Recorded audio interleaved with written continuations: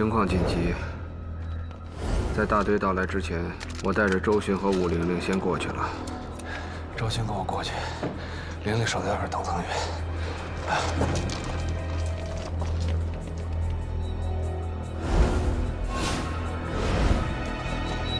这边快点，警察已经发现我们了。他们负责指挥的匪首叫霞姐，她好像知道我们要来，所以转移的速度特别快。我担心他们在增援到来之前先跑光了，所以就进行了干扰。都别动，把手举起来。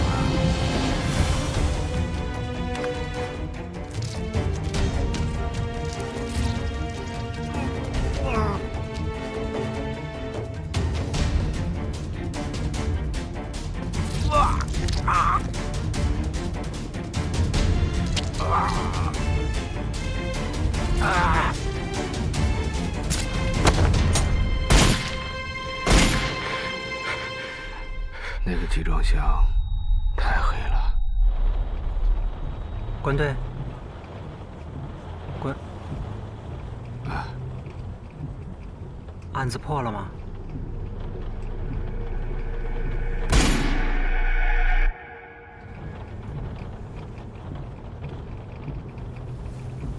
啊，破了。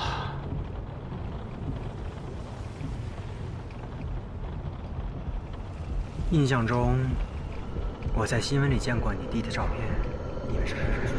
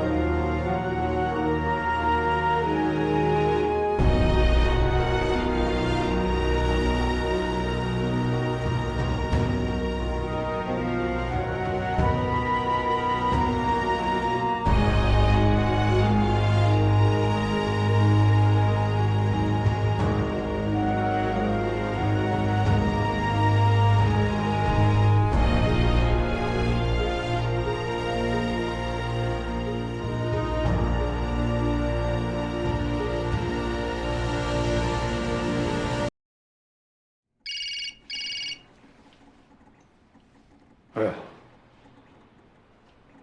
好了，乌城鉴定中心那边有消息了，我过去看看。我跟你一块儿去吧。好，一起去吧。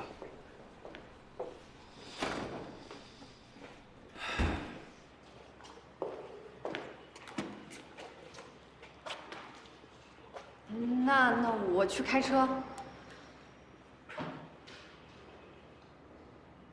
你让他来干什么？老刘啊，小周可是个当警察的好苗子，正直敬业，能动性强。我可不希望埋没这么个人才。你总说怕他跟着我会出危险，可是事情到了这个阶段，你这个当爹的也总不希望自己的女儿之前的努力白白浪费吧？如果换做我是他的父亲，我会希望他快乐，默默地支持他，让他在自己喜欢的领域里施展自己的抱负。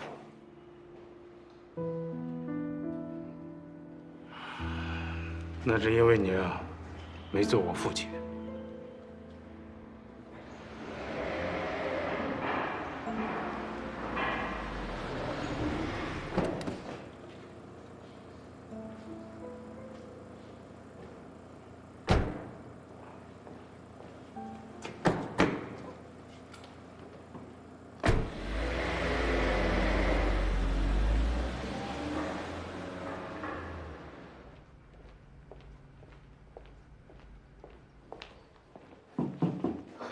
刘队长你好，我是中心研究员范丽云。你好。你们王主任？哦，学校开会，王主任他刚走。我介绍一下，这位是我们队的顾问关洪峰。你好。你好，请问那个视频处理的怎么样？哦，我们对视频做了高解析度的锐化处理，而且做了像素审核。在音频方面，我们消除了暴雨的背景音，你们看看吧。不好意思啊，我现在看这个不太适应。你也去吧。政务是警察不能回避的。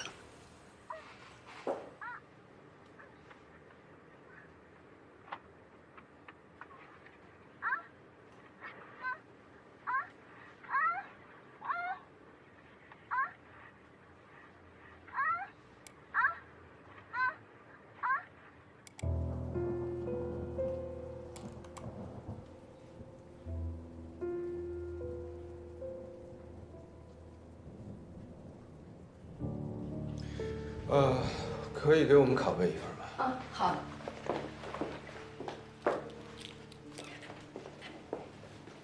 我刚才看到视频里凶手所用的凶器好像是个深色的盒子。根据车内环境分析，应该是红色的。那这盒子上面好像有文字吧？也许是商标一类的，这个可以还原出来吗？目前整体视频效果已经是我们处理能力极限了。这种局部还原要等王主任回来之后要探讨一下，看看有没有可能找到相对清晰的画面做静态模拟，但结果呢，不太好说。那就拜托了，这个线索对我们侦破案子很重要。好，慢走。主任说一声啊。喂，找到了。你等一下。关老师，昨天晚上11点多的时候，被害人的车辆离开了火攻俱乐部，一辆银灰色的捷达尾随，捷达遮挡了前后的牌照。银灰色的捷达，会不会就是凶手的车啊？你看看这停车场停了多少辆银灰色的捷达？如果真是凶手的车，那他还算挺聪明的。干脆啊，让技术队把尾随车辆的视频送过来，看能不能找到什么排查特征。哎，你好。呵啊，我不如你，可这既擦去指纹，又不留足迹，车辆也没特征，还遮挡号牌。这凶手还披着雨衣，什么线索都没留下。不对，这次他搞砸了。是因为拍下了视频？不只是视频，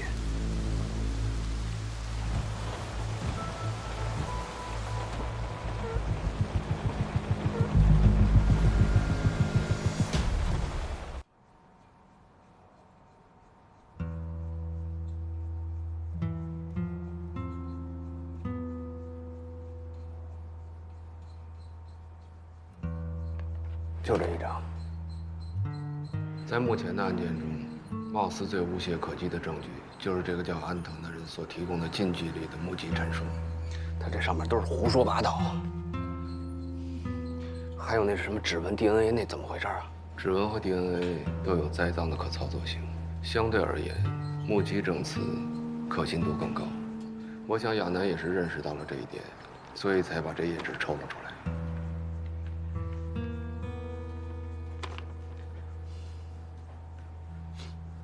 你看啊，这上写的，辨认人安藤在认真审视了照片后，当即指出27号关宏宇接近其所目击之成年男性。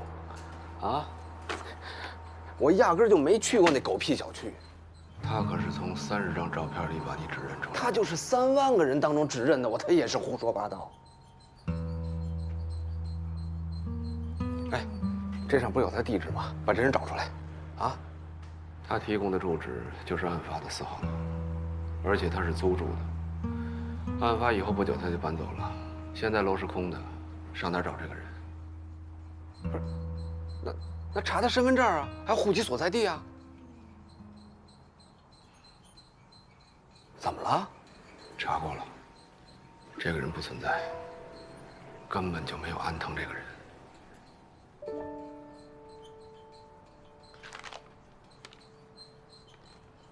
可是他这上抬头登记的个人信息都是他提供的身份证是假的。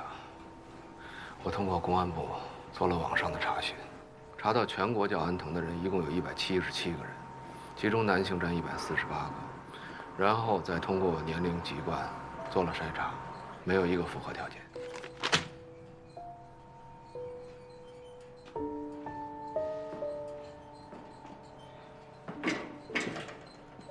哎，也就是说，我让一根本不存在的人留下了一个无可辩驳的证言之后，这人就人间蒸发了。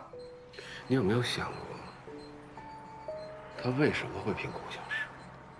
换句话说，为什么他一开始就用假身份？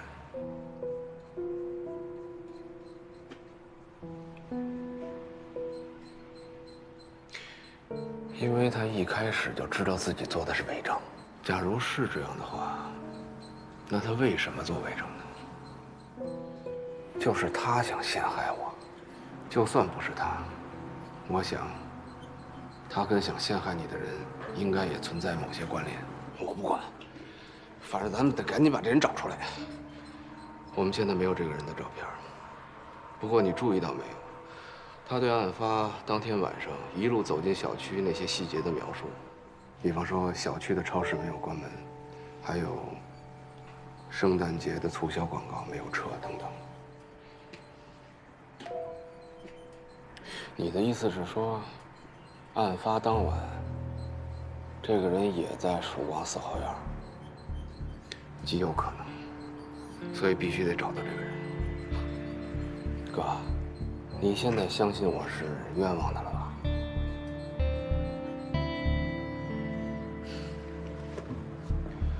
我相信你有个屁用。对了，明天不要在这儿交接了。为什么呀？亚楠为你这个事儿冒了很大的风险。那这跟在哪儿交接有什么关系啊？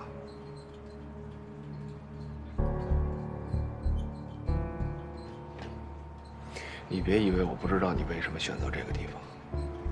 你跟那个叫刘英的有什么关系？什么关系啊？我跟他没什么关系啊，什么关系都没有，他为什么会帮你？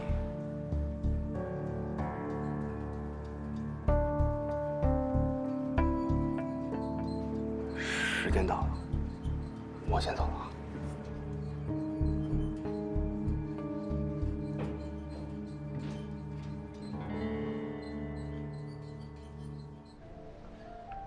走之前来杯喝的。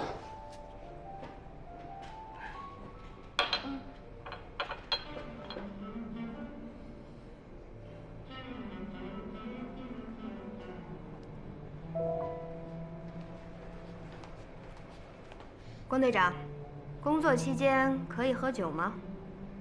如果被曝光，恐怕在领导那儿不太好交代吧。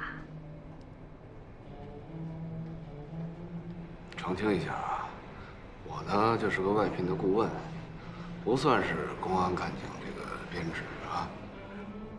您也别有那么大的对立情绪，我们只是在跟踪报道案件的进展，这样会让老百姓知道你们一直在努力工作。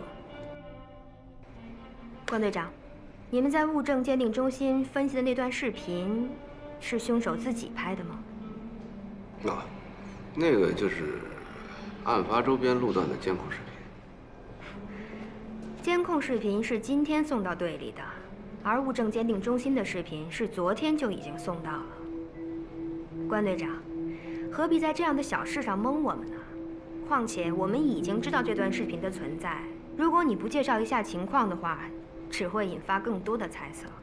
公布出来，没准会对破案有帮助呢。不好意思啊，这个侦查阶段呢，保密，无可奉告。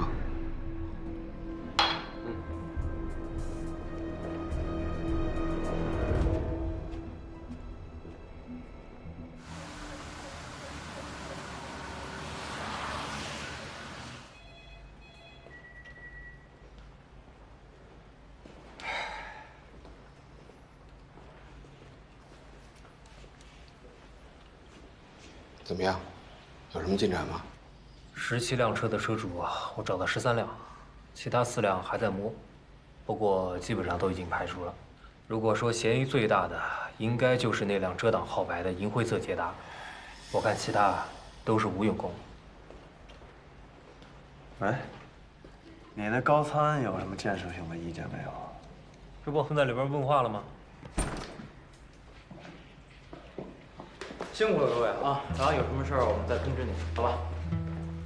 还有，海港区支队那个叫韩斌的顾问，你要对他特别留心。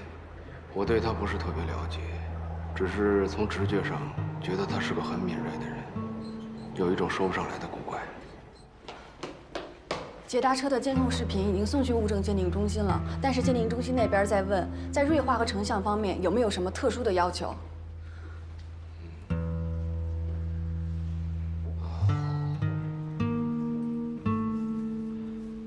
主要还是车身细节，加深对比度，看车辆灯光是否齐全。对车辆经过泥泞路段的画面，要清晰化处理一下地面上的胎印，看车身细节是否有刮蹭类的事故痕迹，轮圈尺寸。关队，您看还有什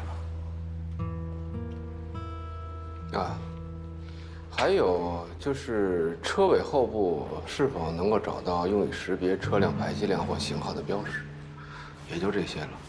尽量利用车身的细节缩小范围。好，我这就去打电话。哎呦，师傅，好家伙，这堆记者把门口都堵死了，车都进不来，咱是不是那什么呀？刘长勇，那不他最擅长吗？行。咱们啊，就是对这些记者太手软了。就你上次扣的那个董涵，到现在还缠着我呢。你又被他逮着了。我觉得他可以来咱们这里做跟踪培训。他没问出什么来吧？媒体这样大肆宣扬，甚至渲染案情，可能会导致其他恶性结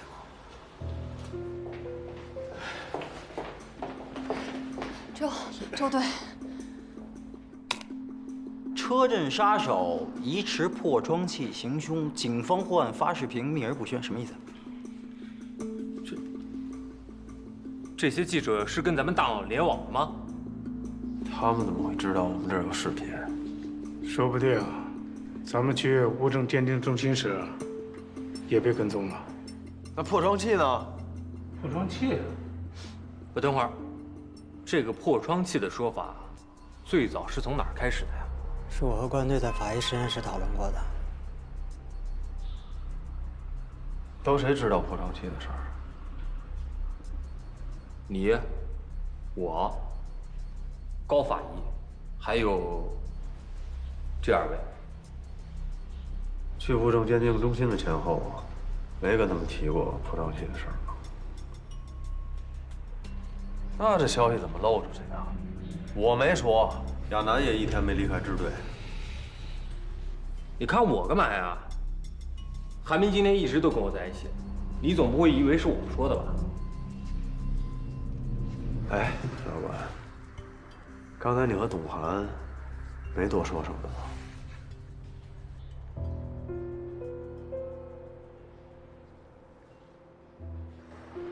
韩斌，你刚才说，如果作案特征泄露出去的话，会导致什么样的恶性结果？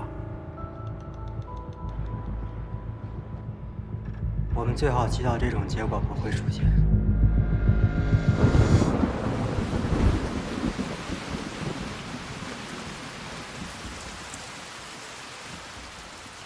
我说你是不是见着女的就腿软呀？这么重要的线索你透露给媒体，这不是向凶手播报我们的侦破进展吗？不是我说的，你怎么跟周旋一样，喜欢冤枉我呀？关于监控，我有一个新的想法。啊，你是说扩大调取监控录像的范围啊？那个李迪森从火攻俱乐部到案发现场的路线已经还原了。跟踪他的那个银灰色的捷达，我说的不是这个。你有没有想过，年30晚上，虽然曙光4号院没有布防监控，但我们可以同样扩大调取监控的范围。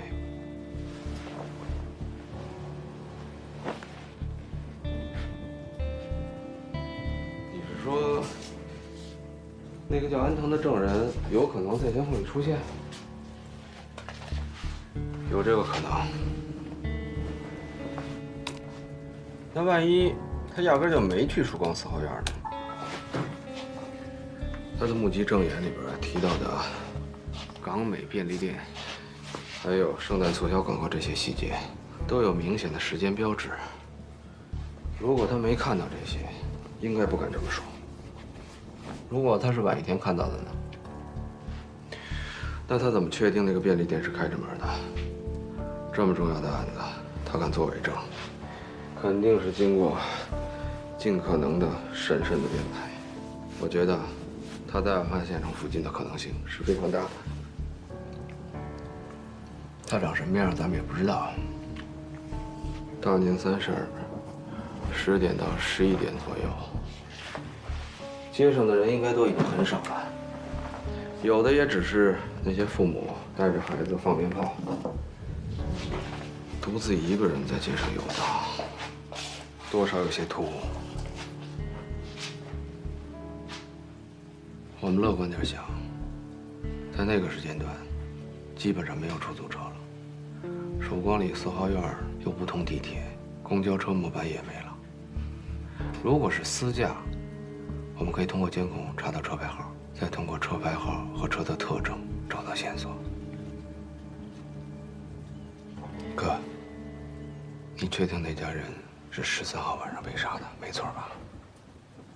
怎么？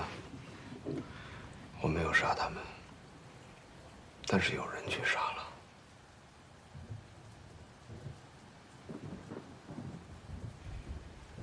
凶手，对，凶手。如果监控能拍到安藤的话，那应该也能拍到进出现场的凶手。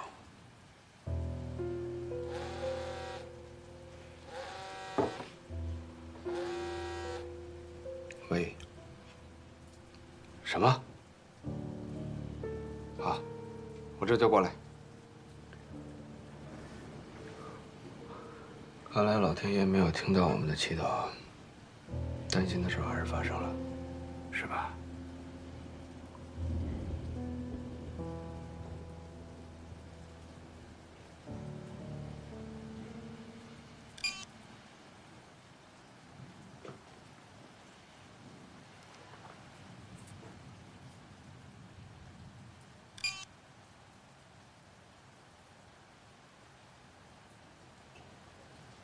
哥，该你做俯卧撑了，增肥吧。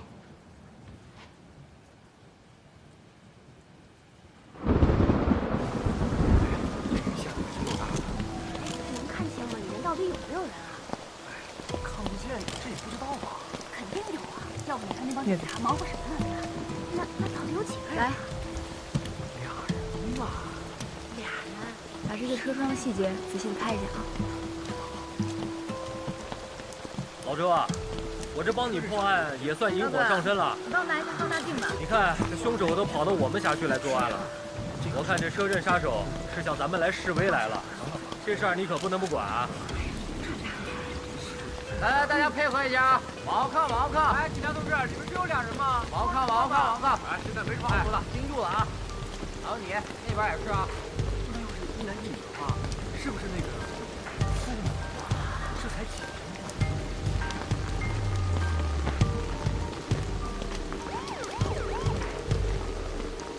孙子，来了。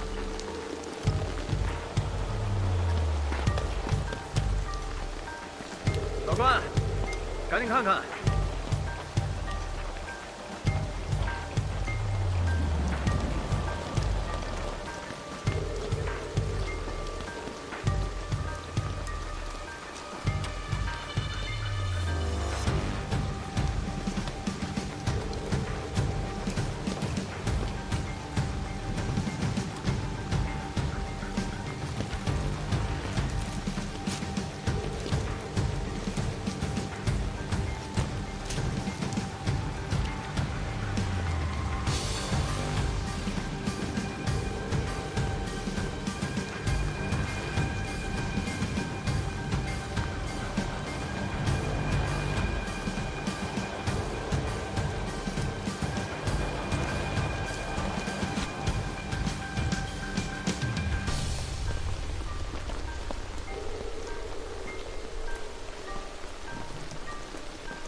哎，董涵，来一下。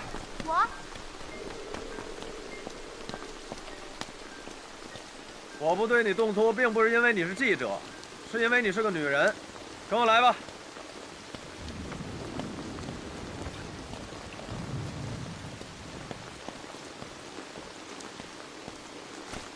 哎，想看是吧？来，看够啊！不好意思啊，记者同志，我们周队也是因为接连有群众遇害而感到焦虑。不管怎么说，这一系列案件的凶手已经加快了作案的频率，这是不争的事实。从案件的初步判断来看，作案凶器的特征、被害人的身份以及他们作案的手段，跟之前的4起案件基本上是完全一致的。我们一定会尽全力破案，减少类似悲剧的发生。不过，也希望你们媒体能够如实报道，减少凭空的猜测。至于案件的细节，到时候刘长勇队长会给你们做进一步的解答。好。哎，小王，带他去吧。董记者，请吧。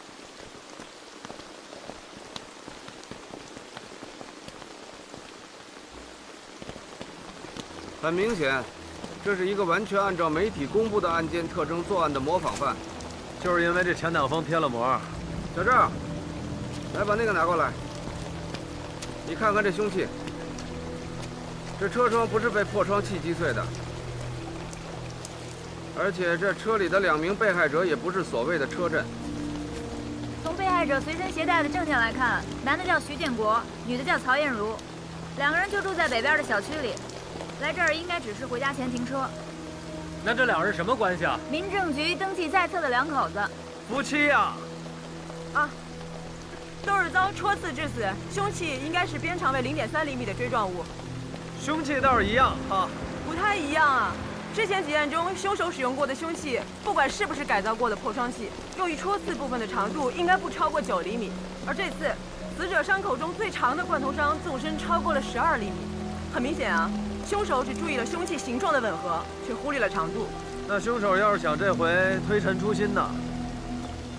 即便是如此，也不能改变他明显的作案特征。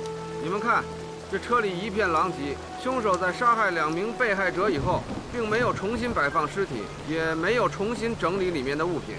那我们利用媒体对外声称是同一案犯所为，就是希望这2名凶手能够放松警惕，啊。总比让他们了解更多的案件细节要好得多吧？咱现在不管是不是车震杀手干的，我们辖区内可又多了1起命案。既然不是那个连环凶手所为，那么作为目标的2名被害者，应该是对于凶手来说存在某种指向性，也可能跟凶手之间有某种内在的联系吧。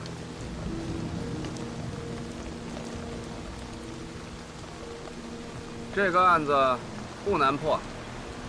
那既然不难的话，哎，捎带手给办了呗。这个专案管辖问题是不是得向市局写申请啊？哎，我说老周，你少给我拿支队长的态度啊！我让你帮个小忙，你跟我摆什么谱啊？我跟你摆什么谱啊？我就是担心咱们这专案组的管辖问题，我跟你摆谱。要不这么着吧，啊，咱们都尽力而为，能查多少查多少，能够确定的那个嫌疑人呢就抓。不管怎么着，到了晚上呢，这案子就归你们海港支队，啊，这样也省得上那个市局递申请了，是不是？哎啊，行，靠谱啊，仗义，靠谱啊。那就这样。先查一下2名被害者的工作关系，还有从这个资金状况和社会背景查起。如果不出意外，这个凶手的动机应该就在其中。行，那咱们提高点效率，分头查，好吧？好，干活。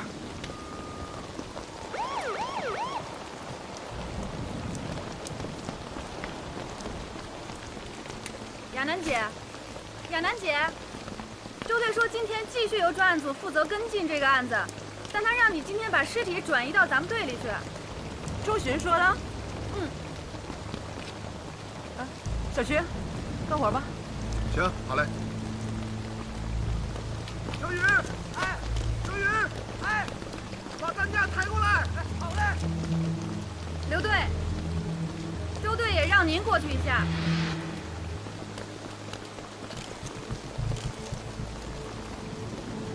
哎，刘队。啊，那个，咱们既然是暂查这个案子，你说那个涉案车辆和尸体还有必要往队里拉吗？我是觉得这个尸体吧，高法医身体也不太好，下着大雨跑进跑出的，太辛苦了。办完毕吗？我在办公室发现他一直在服用阿司匹林。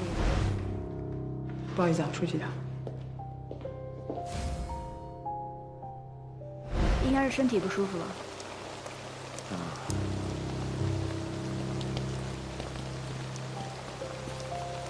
阿司匹林。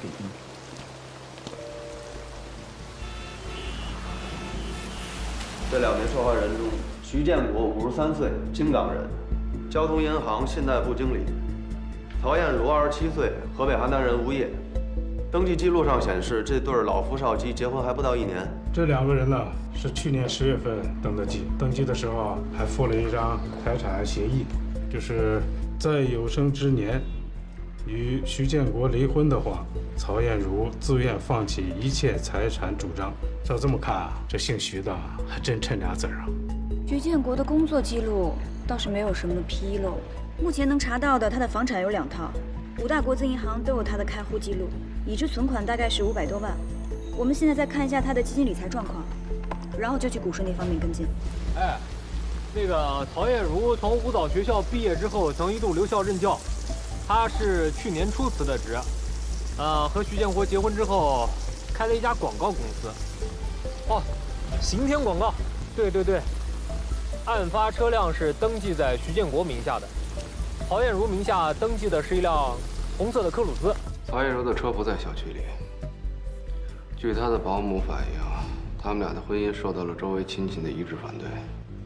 徐建国那个跟曹艳茹年龄差不多大的女儿，甚至一气之下出了国，在曹艳茹的私人物品里找到了一张存折，不过好像也没剩多少钱。再就是从银行记录来看，1个月以前，曹艳茹就把银行的存款从30万取到了27万。这是关队找到的典当合同，一条卡地亚手链，一块经典款江诗丹顿女表，还有一尊红珊瑚观音像牌件。这3样东西典当价值总共是16万5。半个多月以前呢，以现金的方式将这笔钱付给了曹月茹。我和关老师去了刑天广告公司，发现3个月以前，因公司与城建集团合作的地面广告项目，所以向华夏银行申请了一笔小额的10万元贷款。但是大概2周前，银行就批准了这笔款项自监管账户转至城建集团与刑天广告公司的共管账户名下，但是随后就被刑天公司以暂借款的名义给取走了。公司的财务告诉我们，这笔钱是曹艳茹让他们提出现金并且取走的。这好几十万呢，难道他是打算换辆车？这么大笔钱，我们在他住处却没有找到，而且也没有任何记录显示他把钱转到了什么地方，或者转给了什么人。27万，加16万5，再加10万，这是多少？53万5。那也就是说，大数是50万。那你们觉得这50万能干什么呀？当了戏的，抽走了贷款，应该不会是买车，倒像笔应急的钱。老夫少妻，难道是勒索？哎，现在甭管怎么说啊，这人也没了，是钱也没了，所以我认为啊，不排除他生前遭到勒索的可能性。韩冰，你觉得呢？啊？我是问你怎么想的。不好意思，刚才没在听。不过，曹艳茹的车去哪儿了？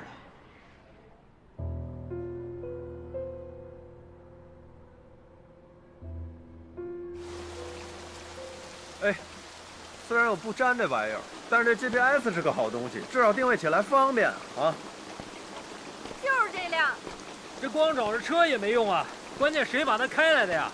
那我去保安这儿看看监控啊，看看能不能找到司机，啊，我先去了啊。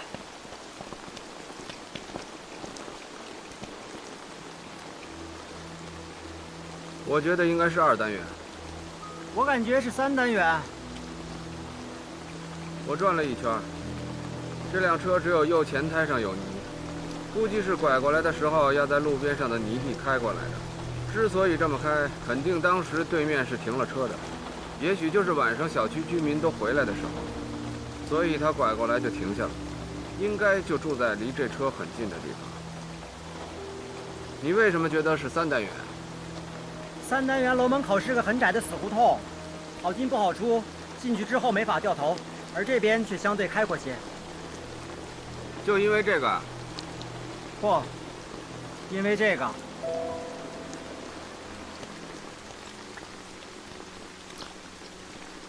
我猜他以前吃过这个亏。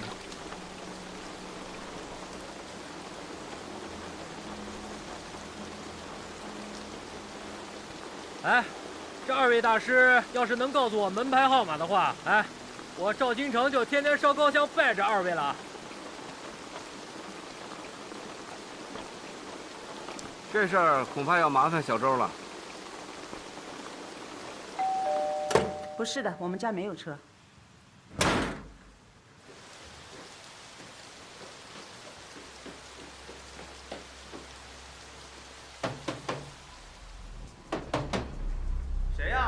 小区物业楼下有一辆牌照是港 A4595的红色雪佛兰，请问是您的吗？那辆车可把消防通道给堵住了。你们那又没写什么消防通道，对吧？哎，干嘛呀？楼下红色雪佛兰是你的？什么呀？车哪儿来的呀？我同学借的。哪个同学啊？就我同学啊。你干嘛？动！放开我！你们警察也不能乱抓人吧？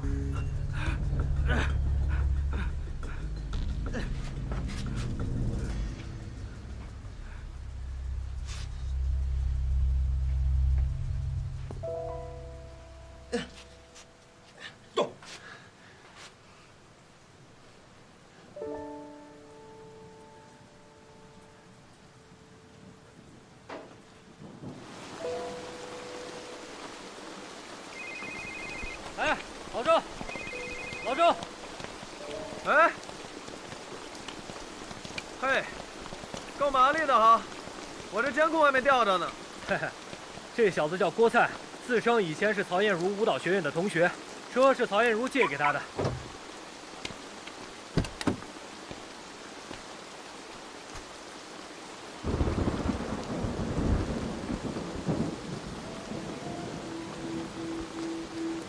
这车什么时候借你的？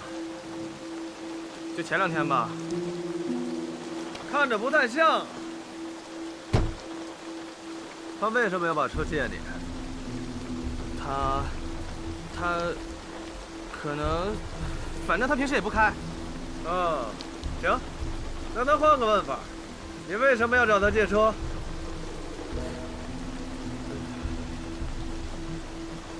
周队，关老师让我给您的。哼，嗨，行，这就好办了，啊。我们搜查了郭灿的住处，现金只找到1000多，信用卡是透支的，名下也没有任何储蓄账户。唉，那就是50万都花了呗。筹到50万到现在，也只用了2个多星期的时间。如果说都买成海洛因的话，那10个郭灿都抽死了。那就是钱没到郭灿手里。也许他用这钱来买凶杀人。师傅，这小子以后大的，2小时还不到呢，嗷的了。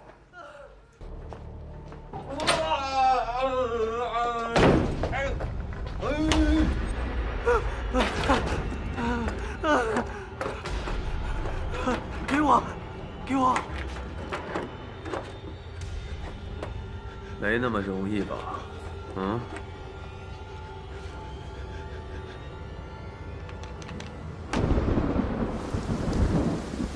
对，已经查明白了。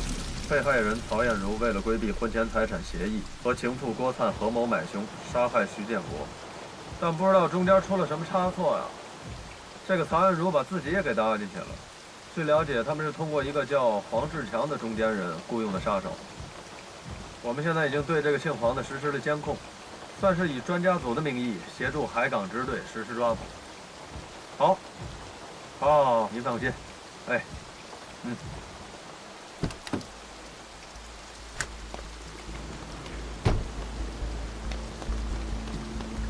小妹儿，哎，师傅啊，刚进去仨，包括黄志强在里面，别的就没什么动静了。但我觉得会不会里面有其他人？这小区还有没有别的出口？全封锁了。行，我去看看啊。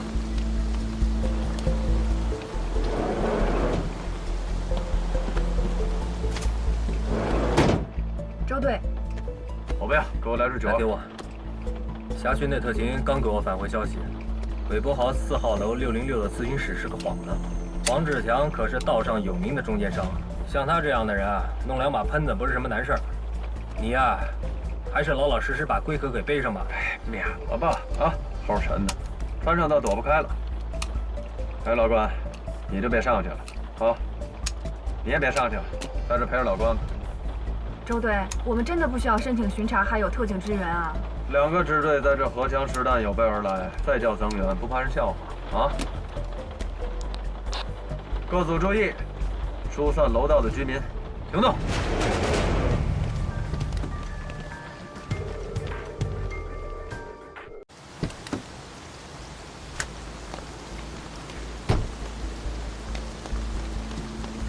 小妹儿，哎，师傅啊，刚进去仨，包括黄志强在里面。 别的就没什么动静了，但我觉得会不会里面有其他人？这小区还有没有别的出口？全封锁了。行，我去看看啊。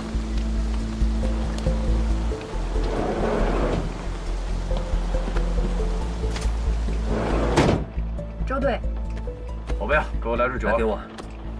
辖区内特勤刚给我返回消息，韦伯豪4号楼606的咨询室是个幌子。黄志强可是道上有名的中间商。 像他这样的人啊，弄2把喷子不是什么难事儿。你呀，还是老老实实把龟壳给背上吧。哎，免了吧啊，齁沉的，穿上倒躲不开了。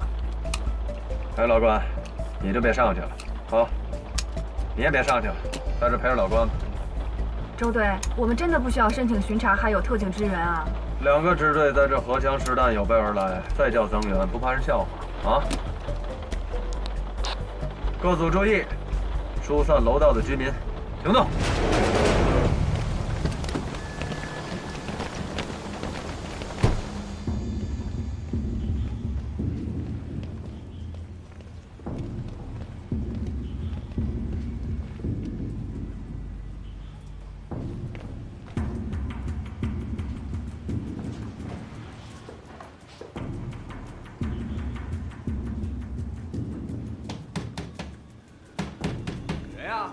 你好，我是楼下业主，你家漏水了，俺家地板都敢破烂。我家没漏水，你咋没漏了？漏一手了。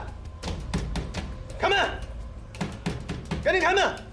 我跟你讲，不开门我打110了。开门啊，快点！行，等着啊。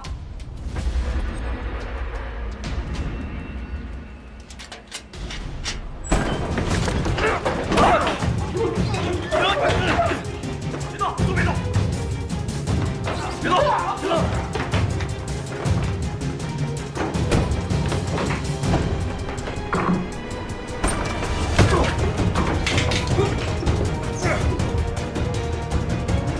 喝着。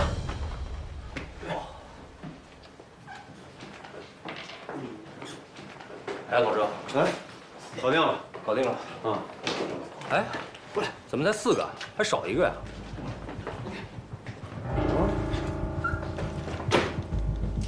老周，交给你了。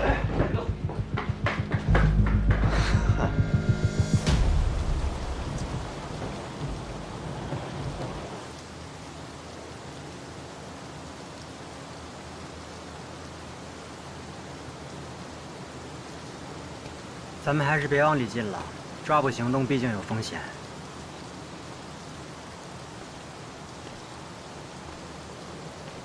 像你这种水平的人，不干刑侦工作可惜了。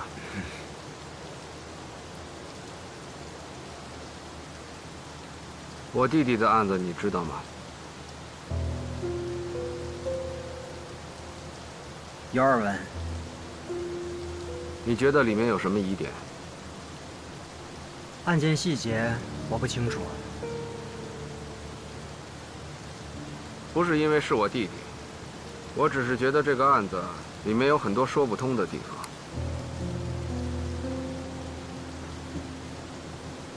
关队问我这些是什么意思？没什么意思，只是觉得如果是你的话，应该能看出很多蹊跷。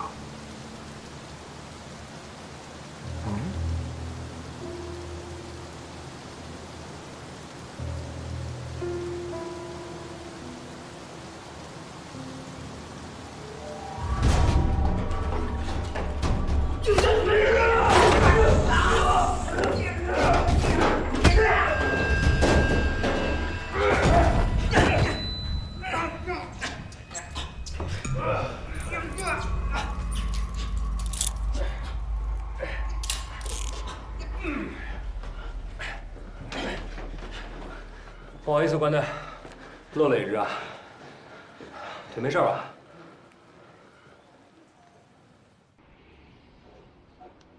哎，我给你喷点药吧。哎，不用，这点小伤过2天就好了。说你，越来越不济了啊！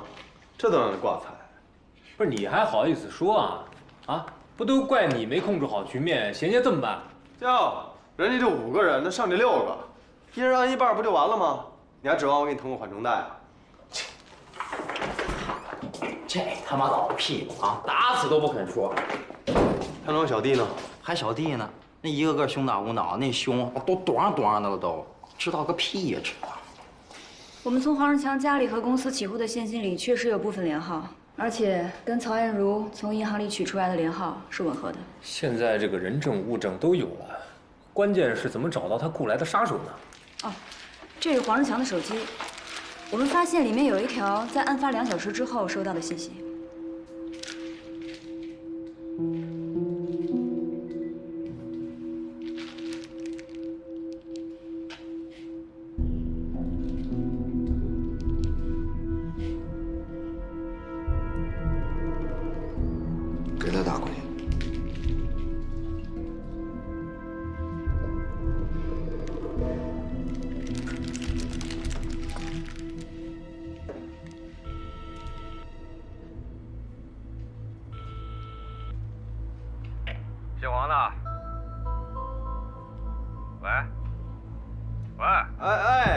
那个强哥不在，有什么事儿跟我说。那钱你还好意思要吗？啊？废他妈什么话呀！我们活干得那么漂亮，凭什么不给钱？剩下那20万，一个子儿都不能少。瞎他妈嚷嚷什么？啊？又把警察都嚷嚷来了？哼，不可能！那帮傻逼这会儿正纳闷这车震杀手怎么又杀人了呢？绝对牵扯不到咱们身上。白痴！你说什么？我说你白痴！谁让你把那女的杀的？不是网上说那个杀手从来都是杀一男一女的吗？再说了，我们多杀了一个，又没让你加钱。加他妈屁钱啊！啊！你把雇主都杀了，还他妈好意思要钱啊？啊？你事先也没说他就是……别他妈废话！我告诉你，这买卖算是赔到家了。强哥说了，20万没有，最多10万跑路。啊，拿着钱赶紧滚蛋，避避风头再说。兄弟，你这别跟个娘们似的唧唧歪歪了，银行转账容易被查出来。这样，我拿现金给你，咱找个安全的地儿交易一下。啊，拿了钱赶紧离开京港。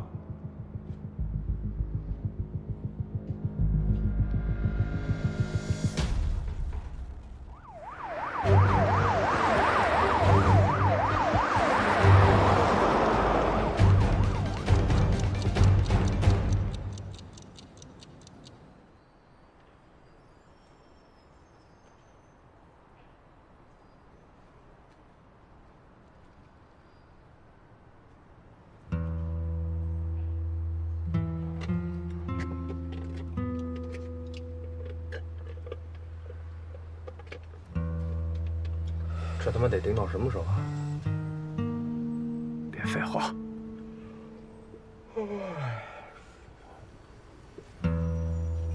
哎，老关来了。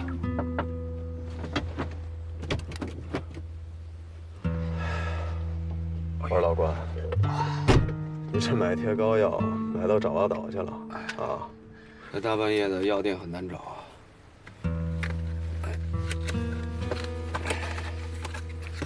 淤血还没化开，得贴在淤上面。就贴这儿就行了。怎么样啊？啊？还有辆黑色的奇瑞在这儿都绕了2圈了。技术队查了他的牌照信息，是个汽车租赁公司，2个小时前刚租出去的。车主是用身份证登的记，所以现在凶手叫什么名字我们都知道啊。总有贼是笨死的，那还不下手啊？哎，不着急，小王他们跟着呢，而且前面路口也都封锁了，跑不了。等他们拿钱的时候，再抓人，啊！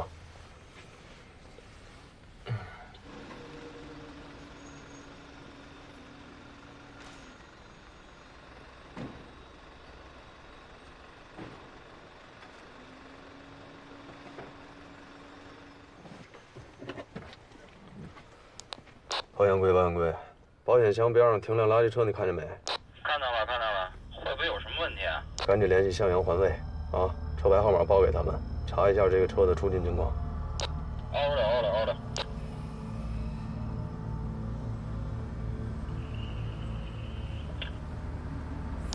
核实过了，是正常的清理工作。那什么，出勤车辆和出勤人员都准确无误。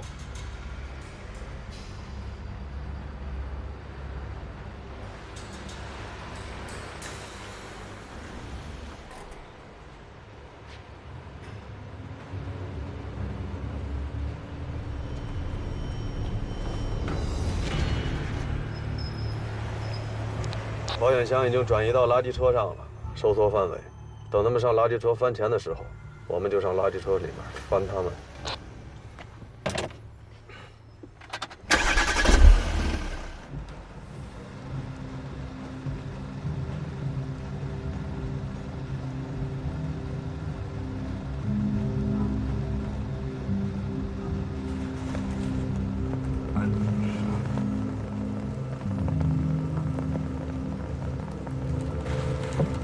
哎呀，这你妈什么味呀！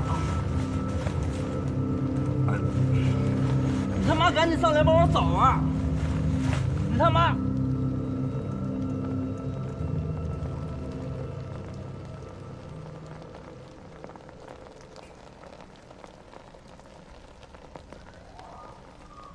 海港队的案子，还麻烦你们长风队了，辛苦你们了。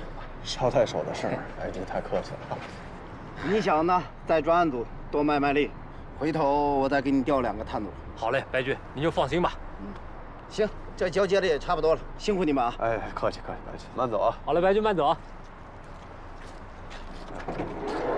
你们那边暂时先不要把案件破获的信息对外透露啊。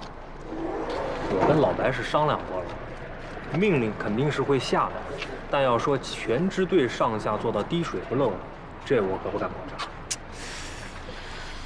哎，对了，那个叫董涵的，他是在什么媒体？京港头条。这消息都是从他们那儿出现的。目前关注这个系列案件的媒体有很多，但京港头条往往是第一个披露消息的，而且他们的网络电子版也是每天及时更新的。能不能把这些媒体记者给请过来？那看挺好啊！一下逮那么多记者，市局就该让我脱衣服了。不，我不是说把他们放在对立面，我是想看看能不能跟他们合作一下，让他们给凶手散布一下假消息，这样对咱们破案也有利。关队，您这话是说的不错，但是你们也知道，这帮记者可是无利不起早的。咱们现在能给他们什么好处？咱们可以向他们承诺，一旦破了案，就可以向他们全面公布采访和报道。更何况，咱们希望他们帮咱们散布的是凶手已经归案。我想，无论这消息是真是假，也还是挺有冲击力的，他们应该不会拒绝。行。那小周，一会儿让刘队到我办公室去。哦。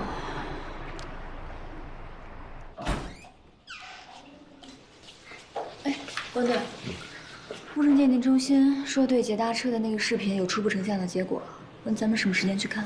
都这个点了，物证鉴定中心还有人吗？那就明天白天。如果没什么突破性的进展，叫他们把还原好的视频资料发过来就行了。好。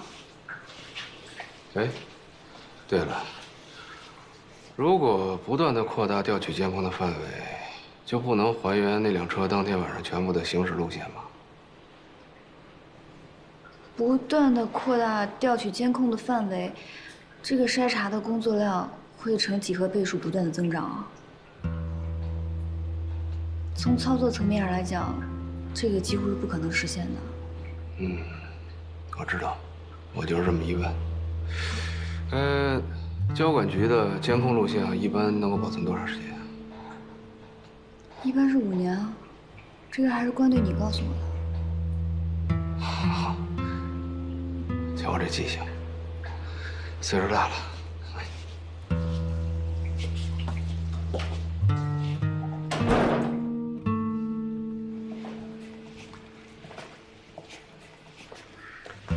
喂，华子，我是洪峰啊，想麻烦你，咱们局里能不能帮忙调取一下春节期间案发周围5公里范围内的监控录像？时间是30晚上9点到12点。好，多谢啊。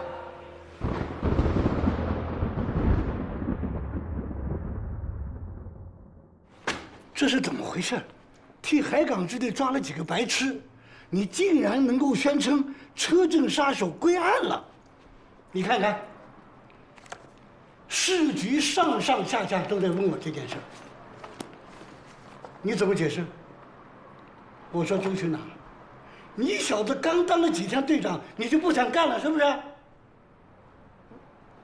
怎么会搞成这样？我没让刘长勇跟媒体说这些啊。刘长勇？去把他给我叫来。哎，去。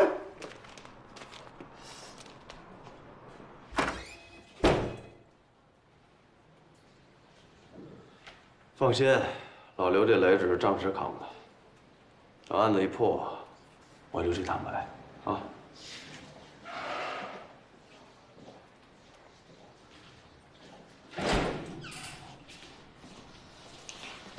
老刘啊，帮人帮到底，你再帮我应付一下顾局，他到我办公室呢，都为了破案。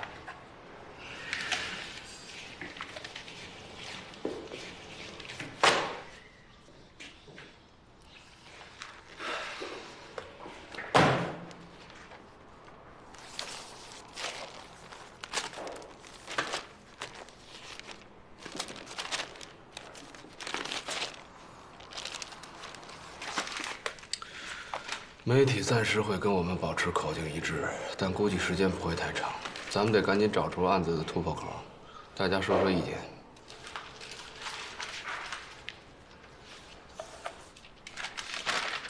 为什么都一样啊？你说什么？连续作案的凶手会随着作案次数的增加，逐渐完善技巧。可这名罪犯尽管第一次作案后清理现场时间稍长，但技巧上几乎没有什么改善。没错，凶手从第一次作案就已经具备了非常完善的反侦查技巧，这一点确实罕见。那会不会凶手之前还实施过其他类型的犯罪，只不过没有伤及人命，所以我们并没有筛查出来？当初案件的筛选标准是什么？暴雨的天气、幽会的男女、清理的现场，反映出强迫症的特征。听上去，只有第3项属于犯罪标记。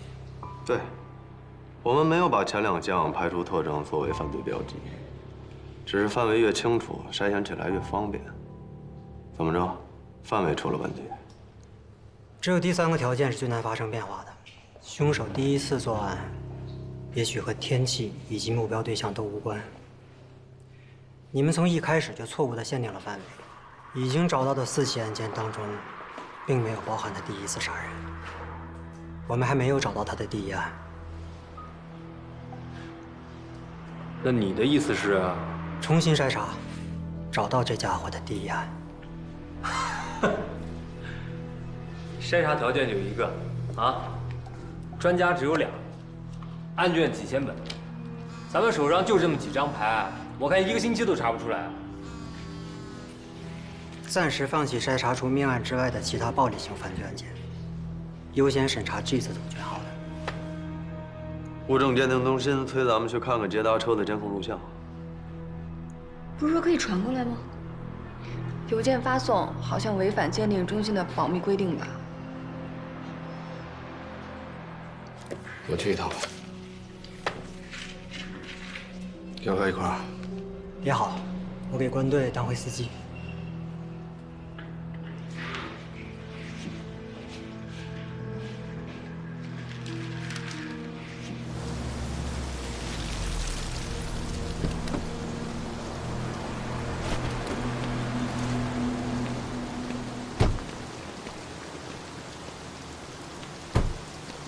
您是王主任？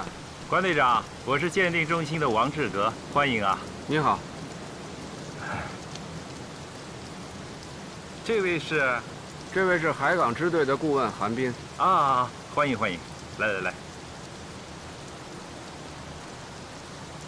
首先是这段车内的凶案视频，我们根据支队的要求，已经进行了进一步的像素处理。还有这个红色的盒子，我们已经尽可能在技术上做了处理。这是个 L 吗？很抱歉，我只能做到这一步了。这些可以拷贝给我们吗？都在这里。谢谢。那些交通的监控视频呢？我们调取了所有的监控视频。根据这辆车的10个角度进行了高度锐化的像素处理，点击任何一幅都可以看到1200万像素的格式。至于能够发现什么，我就无能为力了。不好意思，失陪一下。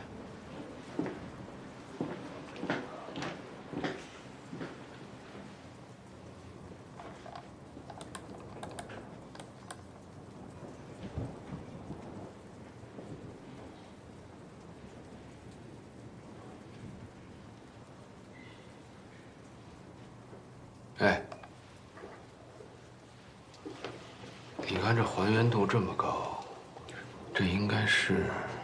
好像是不能灵异类的挂件，可惜没拍到凶手的面孔。目前也就倒车镜里面的挂饰是我们作为排查线索最有价值的东西。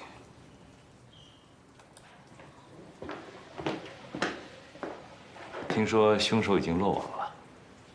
是，不过案件的部分细节我们还是需要完善。我们希望能够排除这辆车的嫌疑。王主任，那这些……哦，都在 U 盘里。如果技术上需要我们支持的话，我们会尽力而为。行。那我们就先走了。好，谢谢啊，随时联系。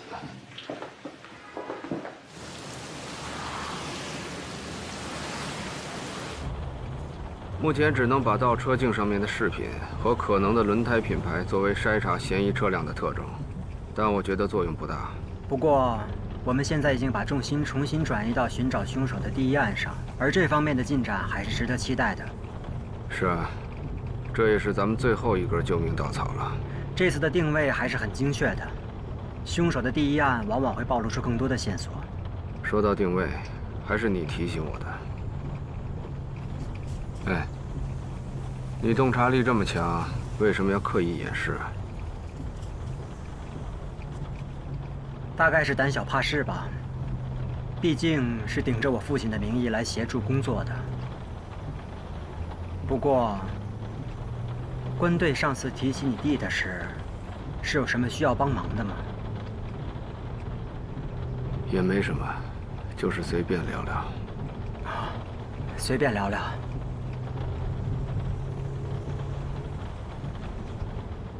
其实也是觉得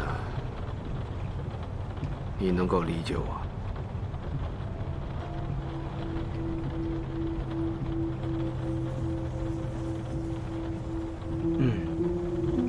能理解。恕我冒昧，关队，你脸上这道疤是……哦，如果不方便说的话，那是2年前的一起案子。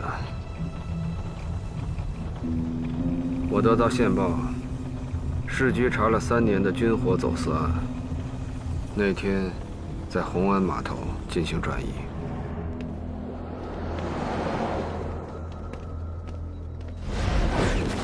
情况紧急，在大队到来之前，我带着周巡和武玲玲先过去了。周巡跟我过去，玲玲守在外边等增援。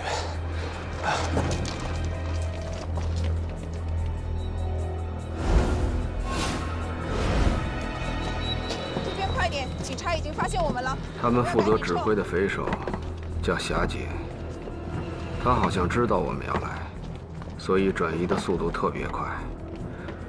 我担心他们在增援到来之前先跑光了，所以就进行了干扰。都别动，把手举起来。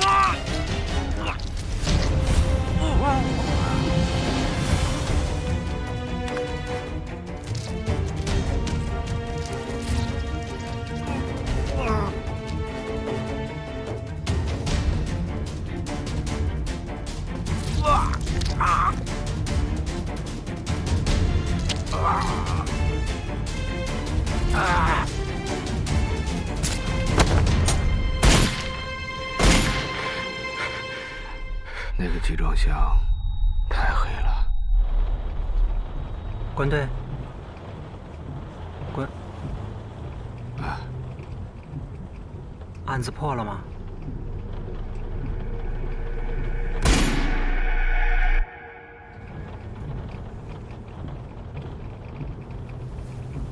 啊，破了。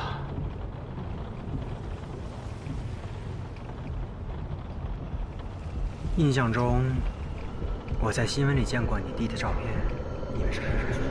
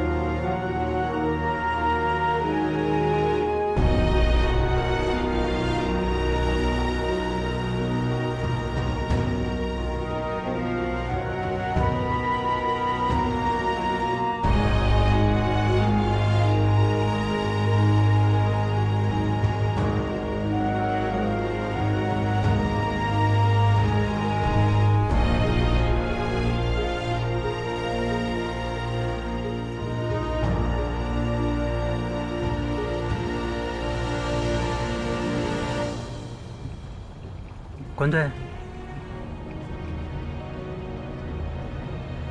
啊。印象中，我在新闻里见过你弟的照片，你们是孪生兄弟。那你有没有想过，也许这起灭门案，并不是冲他去的？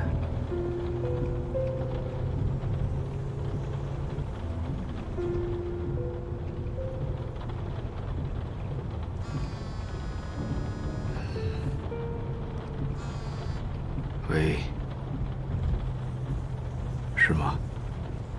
好，我们在回去的路上。找到了。嗯，找到了。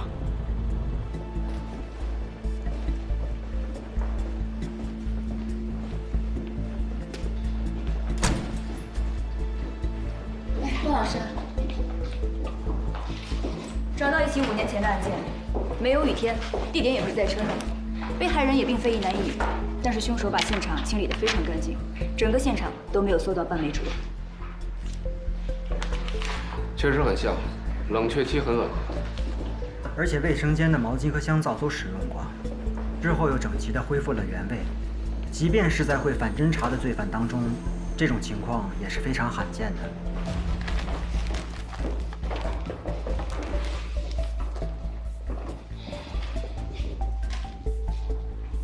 这样，留一部分人把剩下的案卷筛查清楚，其他人跟我回支队。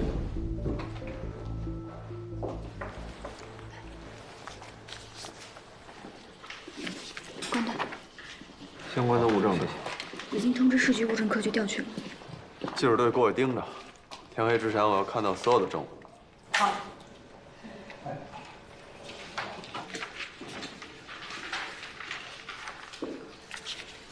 来，说说案子。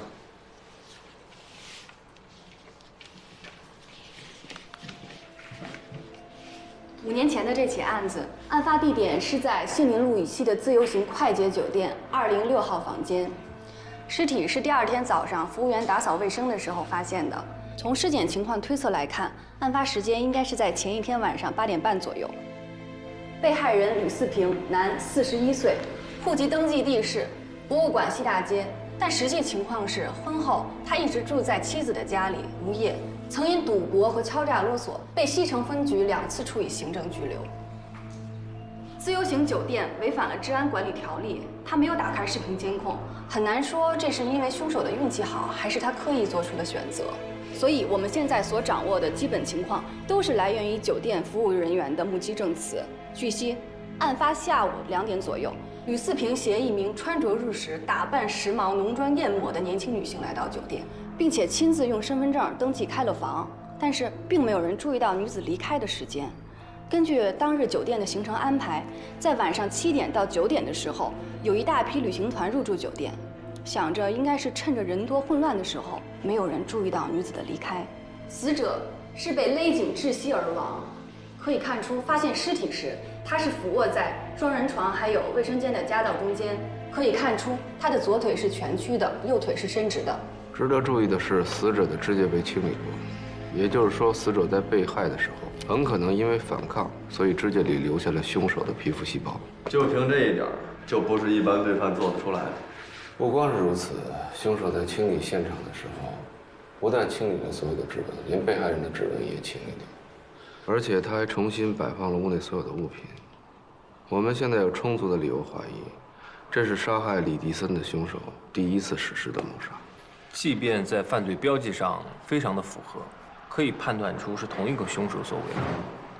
可是我们怎么就能确定，这就是凶手的第1案呢？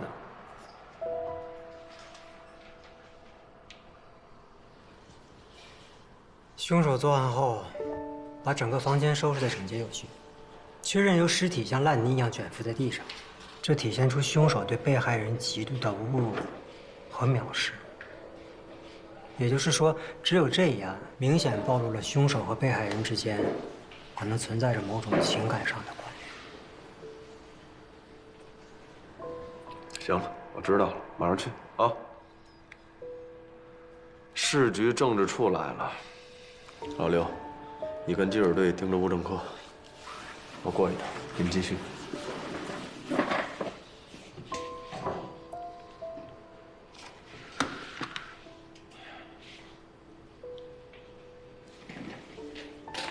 哎，我是星辰啊。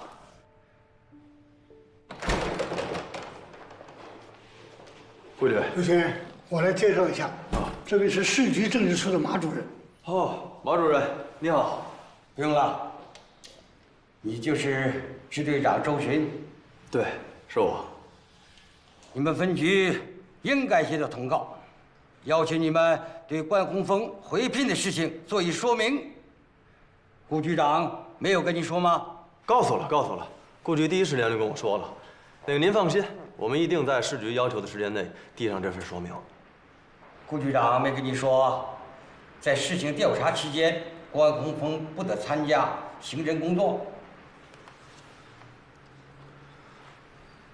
那个关洪峰是这次案件侦破的核心力量，要是停了他的职，恐怕会对案件侦破的进展会有影响。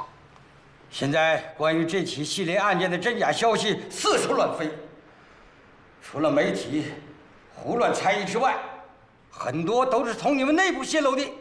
不是，马主任，他这个事情吧，他是当时因为……不管是谁，事后要查清楚，该打的打，该罚的罚。但是如果像关洪峰这样一个编外的人泄露出去的，责任如何划分？我们有什么权利处罚人家？那等案子破了，所有的责任都往我身上归也无所谓。但是如果现在停了关洪峰的职，那就等于放走了犯人。马主任，您要知道啊，据我们现在了解，凶手已经杀了不下10个人了。你这是什么态度？难道这么多分局抽出的精英组成的专案组，到头来只有关洪峰一个人会破案？马主任，您的电话是海港的白局。喂，老白。哎，我说老白可以呀，一个电话就把马主任搞定了。哼，你们队帮我们破了个大案子，让老白帮你们说几句话，也算是礼尚往来嘛。老关，我该做的可都做了，底下看你的了。已经不止了。我们查到这个吕四平曾经因为敲诈勒索，被西城区公安分局行政拘留。当时有个共犯叫高亮，笔录上说是他的发小。找到了，这个高亮去年因为寻衅滋事被判处有期徒刑2年，目前正在京港3监服刑呢。那得了，咱俩去探个监呗。走。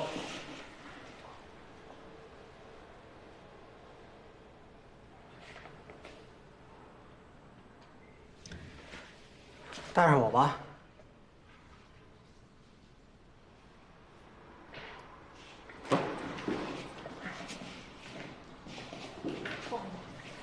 哎，那我怎么办啊？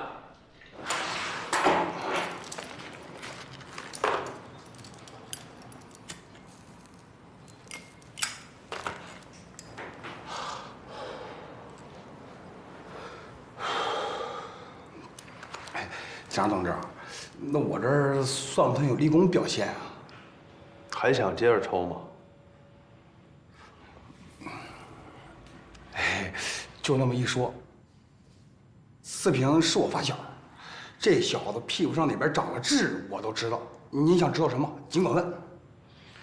你们俩因为敲诈勒索被拘留过，说说当时具体情况。嗨，当时哥俩就是冒充联防，抓点那个打野炮，这个搞破鞋的。干了几起啊？别提了，一次都没成。你这哥俩当时也不知道啊，08年那会儿就已经取消联防编制了，一次都没成过。我是没成，四平好像是成过一次，有个家伙跟老同学在车里打快炮，正好被四平逮个正着。那家伙可能是怕丢了工作，或者是怕老婆知道吧，不但把身上所有的钱都给了四平，连手表都撸下来了。那男的好像是个什么大学的老师，反正后来四平又管他要过几回钱。那人开的什么车？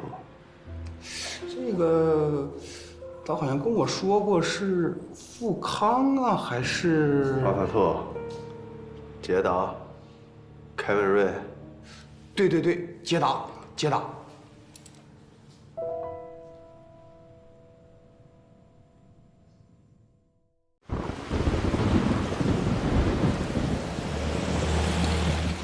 凶手很可能就是吕四平当年冒充联防捉奸在床的那个男人。这小子被捉了奸，又被讹了钱，回头杀了吕四平可以看作是报复，可他为什么要继续杀车内幽会的男女呢？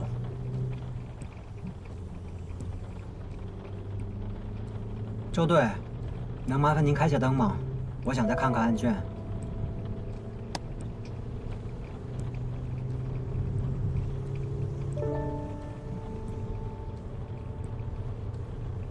如果像高亮所说，凶手从事司法类的工作，当然，这和他目前所掌握的反侦查技巧也十分契合。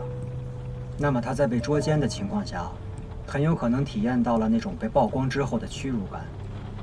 杀了吕四平，只是种单纯的报复，但这并不能完全抹去他屈辱的记忆。所以他在随后几年间专门寻找车震男女下手，很可能就是一种情景还原式的倒置体验。哎呦，哥们儿，忒深了，听不懂。说白了，他一次次杀害在车里偷情的男女，也是试图抹杀当初那个屈辱的自我。变态就是变态，啊，想法还怪匪夷所思的。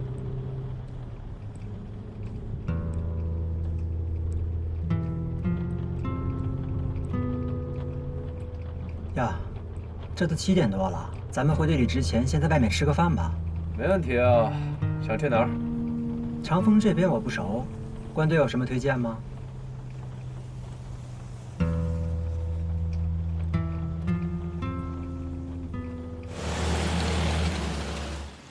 老关啊，我真不知道该说你什么了啊！你就带咱吃这个，这要传出去，不让人海港支队人笑话吗？我还不知道你吗？出门兜里都不超过100块钱，你能请我们吃什么？我告诉你，今儿随便点，刷卡。不好意思，老板，我们这儿不能刷卡。不能刷卡啊？对。你看你找这地儿，卡也刷不了。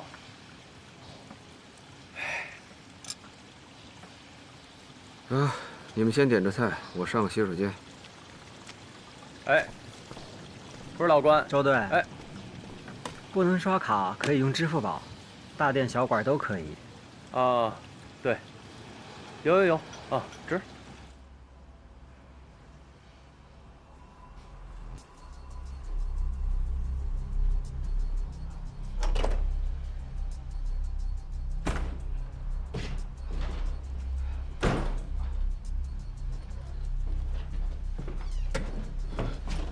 没事吧？我们被发现了，被谁发现了？周巡。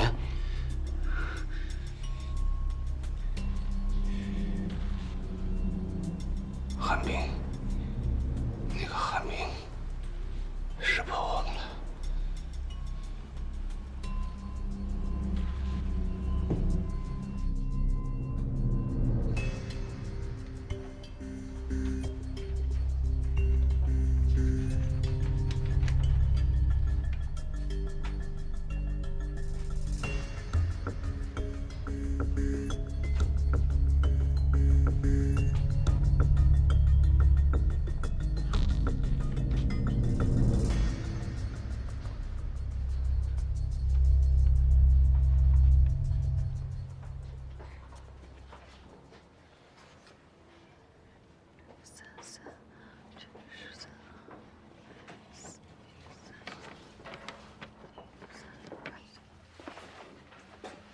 你怎么也来了？别这么没日没夜的。有这空闲，应该回家休息休息。大家都在坚持，我也不能开小差。找到了，是这个吗？对，我来吧，高哥。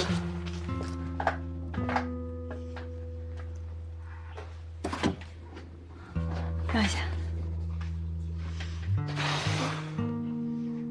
应该就是他了。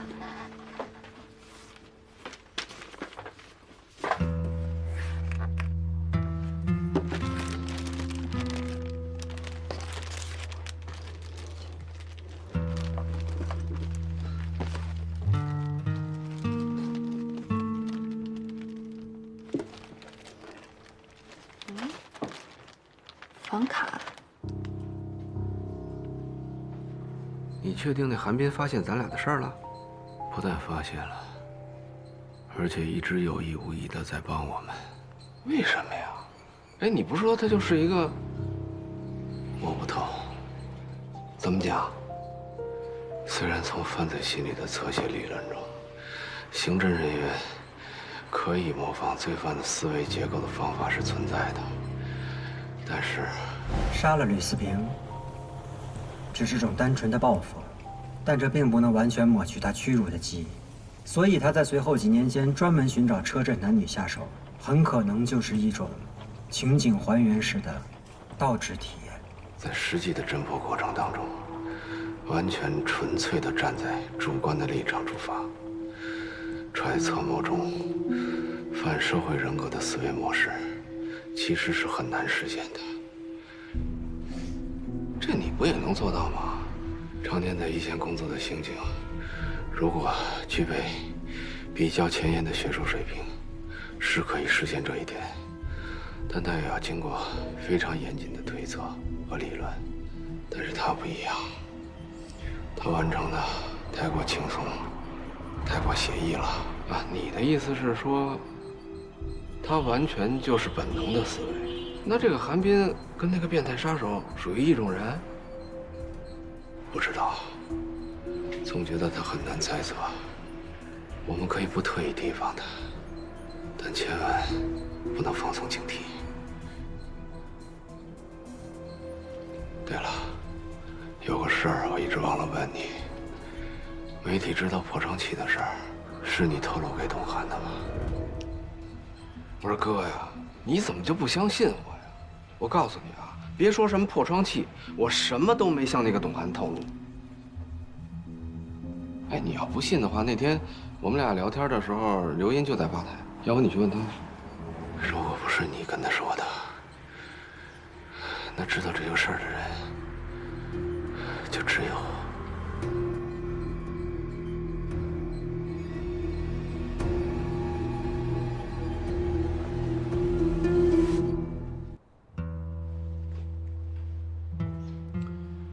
把大家都叫过来，是因为这一案件的一系列的核心事实，只有咱们这些人知道。我想郑重地问一下在座的各位，你们一定要诚实地回答我。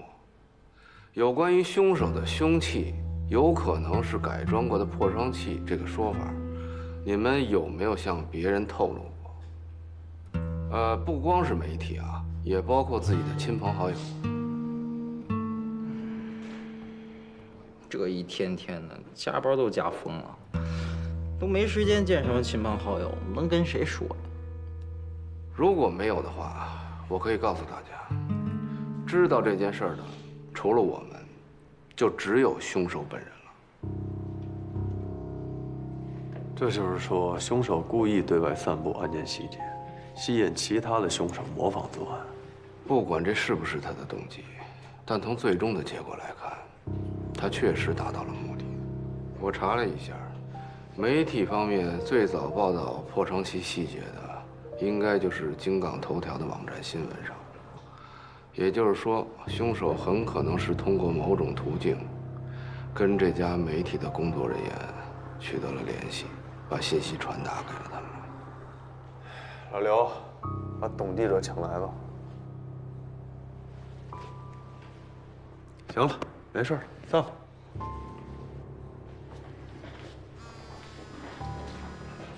喂，哎，老张，哦，监控都调出来了，啊，多谢多谢。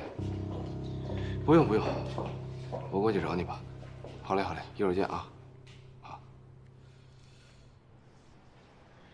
我去趟交管局，看看监控里边能不能找到咱们想找的那辆捷达车。啊，哎，这儿，这关老师开车。哦。这傻愣这一天。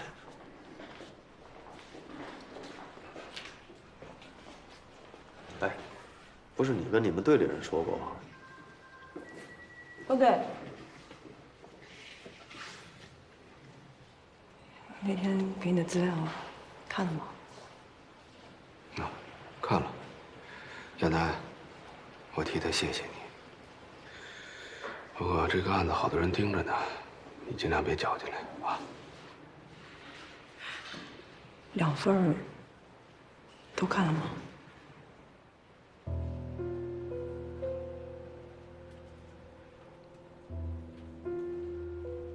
看了，我再研究研究。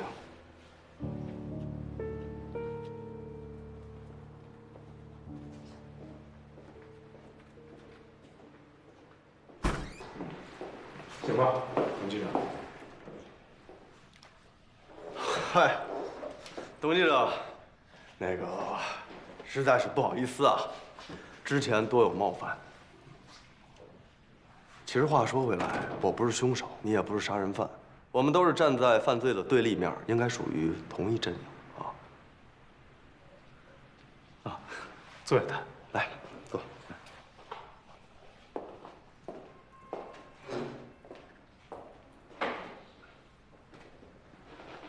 非常感谢你能赶过来协助我们工作。这次我们想找你核实的情况，关系到能否将凶手缉拿归案。周队长，我们做媒体工作的有自己奉行的原则，但心里面跟你们一样，都希望能够抓到凶手。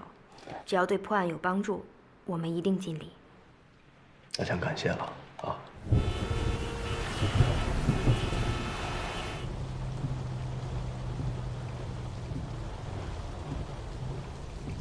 关老师，您从交管局拿的是？喂。喂，老关，你在哪儿？哦，刚从交管局出来，正要去物证鉴定中心。鉴定中心？上次从那儿取的 U 盘有点问题，有几张照片拷不出来。刚才打了个电话，王主任正好在，所以我们再过去一趟，打算重拿1套照片出来。老关，董记者告诉我们，关于凶手使用的可能是破窗器的信息，正是他们在物证中心接受采访的时候，一名女性员工透露给他的，很可能就是那天接待你们的那个范丽云。难道说，就算范丽云不是凶手，他也一定会和凶手有某种关联。现在他手机关机了，我们查到了他的住处，正在去他家的路上。我们现在要不要马上过去？不用，你正好通过王主任了解一下这个范丽云的信息，咱们保持联系。好。找到真凶了。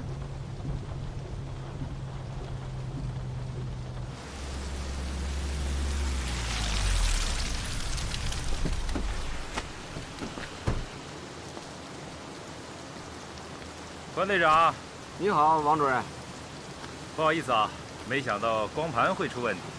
这回我拷贝了2份，一份在光盘里，一份在 U 盘里，耽误你们工作了，实在不好意思。多谢啊，真是不好意思，这么晚还给你添麻烦。没事，正巧今天我值夜班，你们昼夜奔波，那才是真辛苦啊。王主任，我们第一次来的时候接待我们的是您这儿一位叫范丽云的同事，能否向我们介绍一下她的情况？范丽云，哦，她是在我们这里工作很多年的老研究员了。怎么了？我们现在正在怀疑她向媒体泄露了一些只有凶手才知道的作案细节。范丽云她结婚了吗？应该结了。年会的时候，她丈夫还到我们中心来过。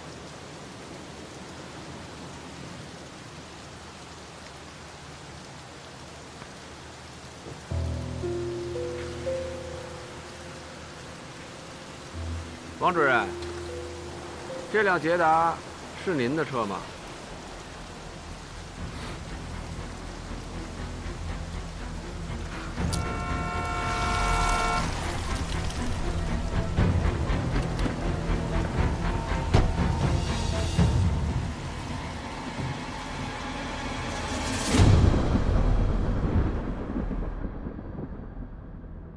范丽云在接受董涵采访前，曾向王志革打电话请示过。王志革告诉他，可以把警方告诉鉴定中心的案件细节透露给媒体。据范丽云透露，王志革在工作当中对员工几乎是强迫性的规定，包括物品摆放的位置、垃圾的处理，还有文件的排序，甚至是电脑文档的编号。上次我们去的时候，在门口他和关队握过手。可是进了办公室没多久，他就离开了。回来的时候，他手上有洗手液的味道，这说明他仔细的洗过手。当我们离开的时候，他也小心翼翼地避免再次握手。他那辆银灰色的捷达汽车是他自己买的，一直是他一个人用。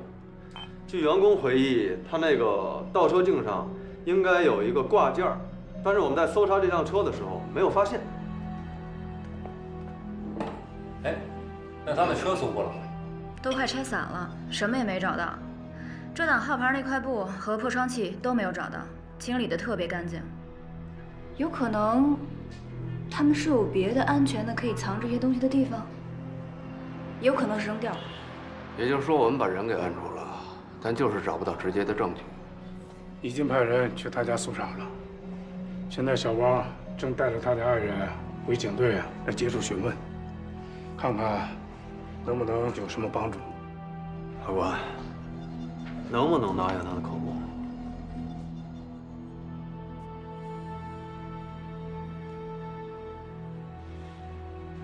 王志革属于有较强反侦查能力的暴力型罪犯，在抓捕现场，他既没有逃匿，也没有拒捕，长期从事鉴定的工作。他很清楚，即便我们控制了嫌疑范围，控制住他，他也没留下任何可能会给自己定罪的证据。唉，不管怎么说，我们还能扣押他48个小时。老赵，这点小事儿就交给我吧。行，给你个机会。真难想象，这个凶手竟然离我们这么近，而且他看上去也太正常了。哎，关队，正好，王志革老婆叫唐莹，啊，哦，是这样，我们刚搜他们家的时候，发现这个王志格把家里收拾那叫一个干净，而且据他老婆说，他平时的确有一定程度的那个洁癖，还有强迫症。啊，再有就是，5年前这个吕四平抓到他嫖妓的时间，正好是他老婆怀孕，只不过就是他老婆怀孕4、5月左右的时候，胎儿不发育了，所以就做了一个引产。啊。还有就是这些年，他老婆并不知道自己的老公呢是在外面杀人，对5年前王志格那个遇见贾金房的事儿也是一无所知。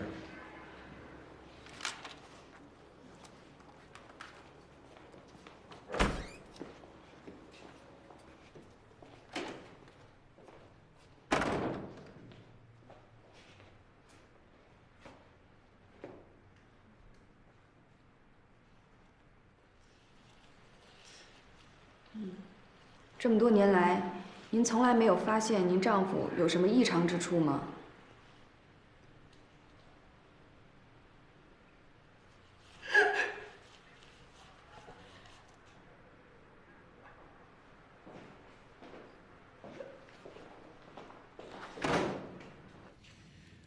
我真的不明白你们为什么要这么做。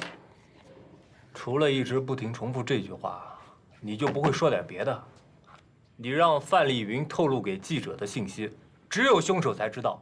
事到如今了，大老爷们做事儿，敢做敢当啊！无端揣测凶手使用的凶器是我不对，啊，把案情透露给记者也确实欠考虑，但是这都不算是犯罪吧？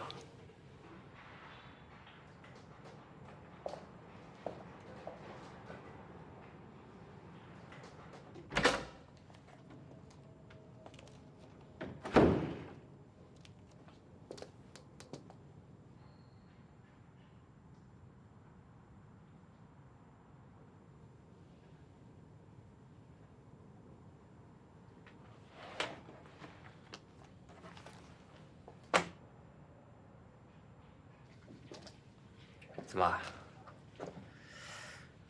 老婆一怀孕就管不住自己了啊？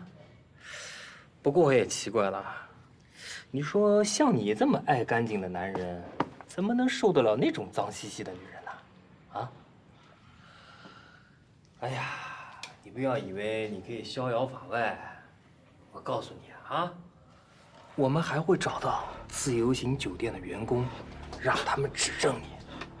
我们还会调取全金港所有的监控，到时候一定会找到跟你有关联的视频。你的路已经走到尽头了，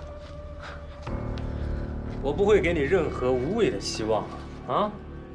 你杀了9个人，等待你的只有法律的制裁。杀了那么多人，你的良心上就没有一点自责和不安吗？啊！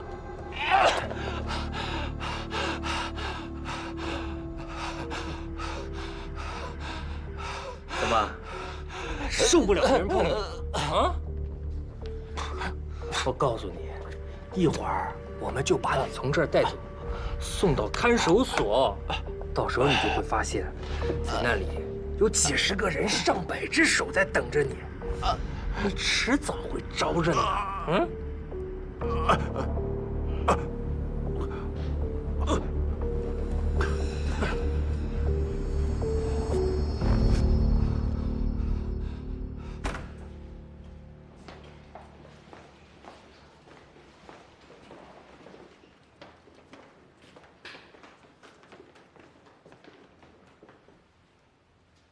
没错，这小子不但有强迫症，还有洁癖，我一碰他就受不了。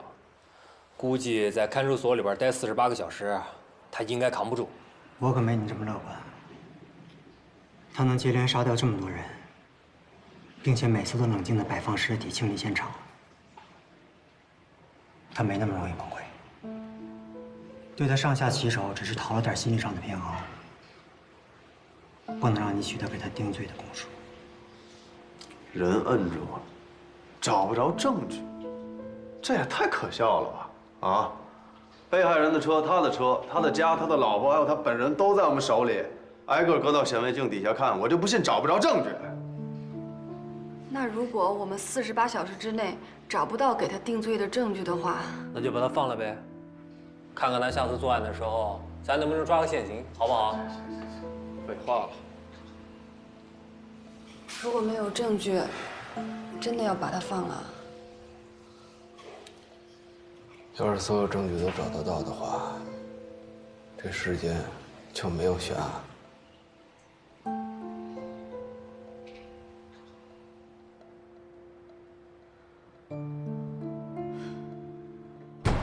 收工吧。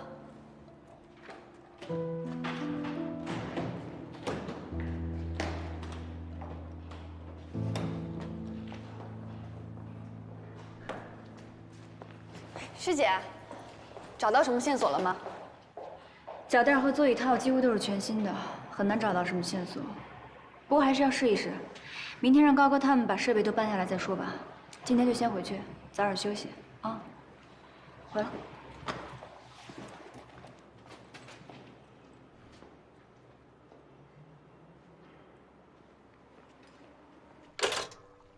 找不到证据，我这点能耐可没戏。下次你去的时候，看看能不能给人带点惊喜啊！你不是审人挺有一套的吗？像王志革这种在作案之后还可以一丝不苟清理现场摆放尸体的暴力型罪犯，心理防范机制一定很健全。想要拿到他的口供，希望很渺茫。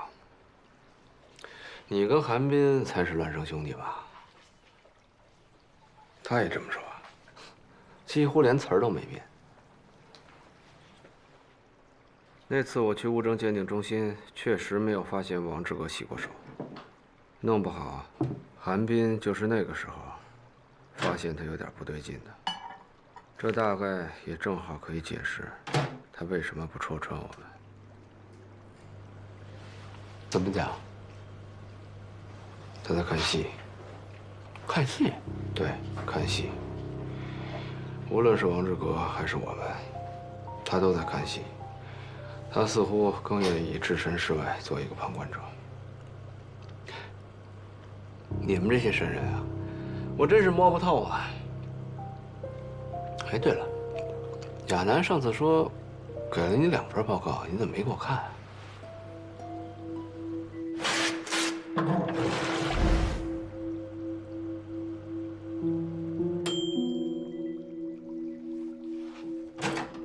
第2份报告，他这么跟你说的？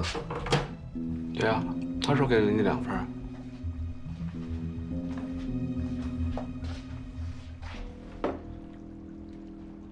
看来他是在试探我们。试探？他只给过我1份，却跟你说2份，就是想看你的反应。他应该已经开始怀疑我们了。他现在既然已经都穿帮了，要不就跟他摊牌吧。在他挑明之前，这个戏还得演下去。多一个人知道，就会添很多不必要的麻烦。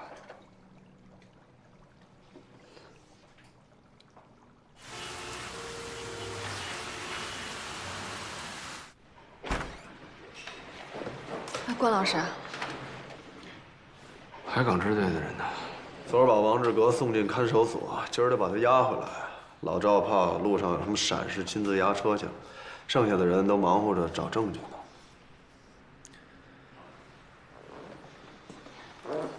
目前2个支队撒出去将近10个探子，去查这个王志革5年前的老同学。到目前为止，任何结果都没有。我估摸着王志革说的这个老同学，估计就是忽悠吕思平的一个说辞。自由行酒店的工作人员找着了吗？找着了，估计也没什么用。那我们是不是可以安排指认了？当然，等王志革回来，当然要指认。